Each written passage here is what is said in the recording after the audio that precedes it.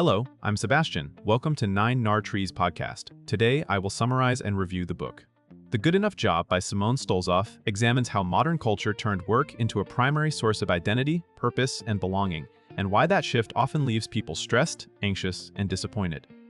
Drawing on widely discussed research in psychology, sociology, and organizational behavior, Stolzoff argues that the problem is not simply long hours or bad bosses, but a broader expectation that a job should fulfill nearly every human need. The book reframes career success around a healthier standard, work that is meaningful enough, stable enough, and bounded enough to support a full life beyond the office. Instead of promoting hustle or total disengagement, it offers a middle path that respects ambition while resisting the idea that employment must be a calling. The central promise is practical and humane. By loosening work's grip on our self-worth, we can protect relationships, health, creativity, and civic life without abandoning professional growth. I will give you key takeaways from this book. Firstly, how work became a stand-in for meaning and identity. A core idea in The Good Enough Job is that many people now treat employment as the main container for identity, community, status, and purpose. The book connects this shift to the decline of other durable sources of belonging, such as religious participation, long-term local ties, and stable civic institutions. When those structures weaken, work can expand to fill the gap, not because it is inherently designed to do so, but because it is one of the most organized and time-consuming arenas in adult life. Stolzoff explores how this cultural expectation changes what people demand from jobs, not only pay and security, but self-actualization, constant validation, and moral significance. The downside is fragility. If a job disappoints or ends, it can feel like a personal failure rather than a normal economic event. This framing also makes it easier for organizations to ask for extra emotional labor, loyalty, and availability because workers are chasing significance rather than simply exchanging skills for compensation. By naming the historical and social forces behind workism, the book helps readers see that their stress is not only an individual problem to optimize, but also a predictable result of mismatched expectations. Secondly, the hidden costs of turning passion into a job requirement. Stolzoff critiques the popular narrative that the best career is the one you love, especially when it becomes a moral standard. When passion is treated as mandatory, people can feel guilty for having ordinary jobs or for not feeling inspired every day. The book highlights how passion rhetoric can mask structural realities. Not everyone has equal access to safe, flexible, high-status work, and many essential roles are demanding without offering prestige or autonomy. It also can distort decision-making. Workers may accept lower pay, weaker boundaries, or poor treatment because they believe sacrifice proves commitment. In fields associated with mission and creativity, like nonprofits, education, media, or the arts, employers may implicitly trade meaning for material support, leaving staff under-resourced and burned out. Stolzoff does not dismiss meaningful work. Instead, he argues for separating meaning from exploitation. A job can be interesting or socially useful, but it should not require constant devotion or identity fusion. By challenging the idea that passion justifies overwork, the book opens space for readers to pursue fulfillment through a broader portfolio of life domains, relationships, hobbies, learning, community, and rest. Thirdly, redefining success with the Good Enough Job framework. The Good Enough Job is presented as a practical standard for evaluating work without making it the center of existence.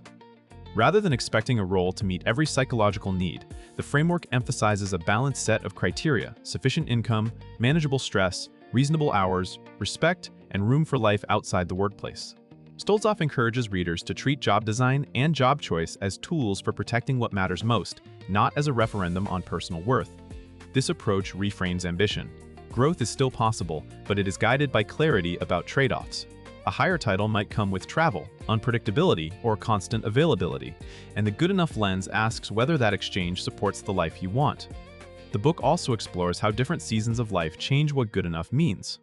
Early career might prioritize learning and mobility, while caregiving years might prioritize schedule control and benefits. By legitimizing these shifts, Stolzoff reduces the shame many people feel when they choose stability over status.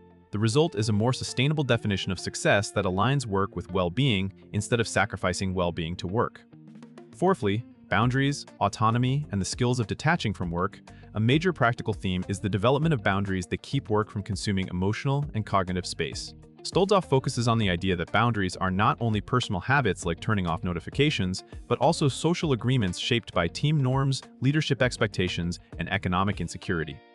The book invites readers to strengthen autonomy where possible, negotiating clearer scope, protecting focused time, and setting predictable availability. It also addresses the internal side of detachment, including perfectionism and the impulse to seek constant external validation through productivity. The good enough approach encourages competence and care without compulsive overperformance. This can mean choosing realistic standards, communicating priorities, and accepting that not every task deserves peak effort. Stolzoff also points toward the importance of diversifying sources of identity so that leaving work at the end of the day does not feel like becoming nobody. When friendships, family roles, creative pursuits, and community commitments are active, boundaries become easier to keep because life outside work feels real and rewarding. The overall message is that detachment is a skill and a practice, and it can be learned without becoming cynical about work. Lastly, building a fuller life beyond the job and strengthening community, the book argues that reclaiming life from work is not only an individual wellness project, but also a social repair project. When work absorbs most time and meaning, other forms of belonging shrink, and that can erode resilience for everyone. Stolzoff emphasizes rebuilding a richer ecosystem of purpose through relationships, local participation, and shared activities that are not tied to performance reviews. This might look like investing in friendships, joining interest groups, volunteering in a limited and sustainable way, or simply making time for neighbors and family rituals. These sources of connection can buffer the shocks of layoffs, career changes, and workplace conflict by ensuring that self-worth is distributed across many roles. The book also highlights how a culture of overwork can weaken civic life, because people who are exhausted have less capacity to engage, organize, and care for others. By expanding life beyond the job, readers can become more present partners, parents, friends, and citizens. The good enough job thus becomes a platform for wider flourishing. Work remains important, but it is repositioned as one component of a meaningful life rather than the sole engine of it. In conclusion, this book is best for professionals who feel over-identified with their careers, high achievers who suspect their ambition is costing them health or relationships, and anyone navigating burnout, a layoff, or a values shift. It will also resonate with managers and founders who want to build cultures where people can do excellent work without being consumed by it. The benefit is practical and personal. By learning to separate dignity from job status and meaning from constant striving, readers can make clearer choices about time, money, and energy. That clarity supports better boundaries, more sustainable performance, and a stronger sense of self that survives workplace changes.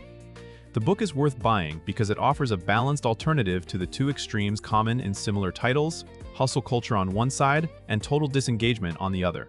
Instead, it provides a humane framework that respects the desire for meaningful contribution while insisting that work has limits. By naming the cultural forces that inflate work's role and offering a grounded way to renegotiate it, The Good Enough Job helps readers reclaim relationships, community, and joy without giving up competence or purpose. If you would like to support Simone Stolzoff, you can buy the book through the Amazon link I've provided in the podcast description. After reading the book, please let me know what you think and share your thoughts. See you around.